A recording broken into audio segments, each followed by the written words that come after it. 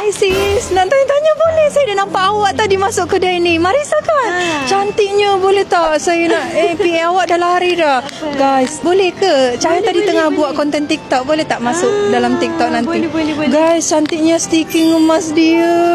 Cahaya satu pun tak ada. Boleh tak nak tanya-tanya? Hari ni pakai makeup artis Tak, Marisa make up sendiri je. Tak payah makeup sendiri cantik macam ni.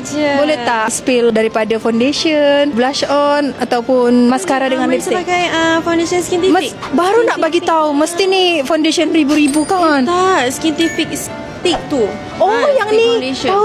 tahu. Yang ni yang baru kan? Ni yang baru. So dia pakai sekali glide je boleh cover whole Tapi you face. sangat rajin ya bawa dalam beg. Kalau Cahaya mesti letak dalam pouch Tak, makeup. sebab dia kecil. Kalau letak biasanya I letak dalam pouch makeup juga. Cantiknya depan-depan. Tak apa ke kalau Cahaya interview macam ni?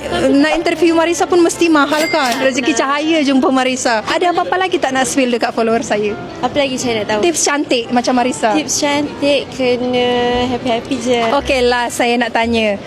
Boleh tak review sikit dekat Cahaya sticking emas Marisa ni? Oh, cantiknya korang. Weh, lawannya. Boleh pegang ke? Boleh lah. Sorry tau. Pia awak pun dah lari. Ada sedikit rezeki untuk Marisa sebab Marisa dah luangkan masa. Ada RM1,000. Tak payah. Okey, Cahaya beli emas lepas tu bagi dekat follow Cahaya. Tak apa, ambil je. Tak apalah. Dah lah cantik, baik. Single tak ni? Sorry.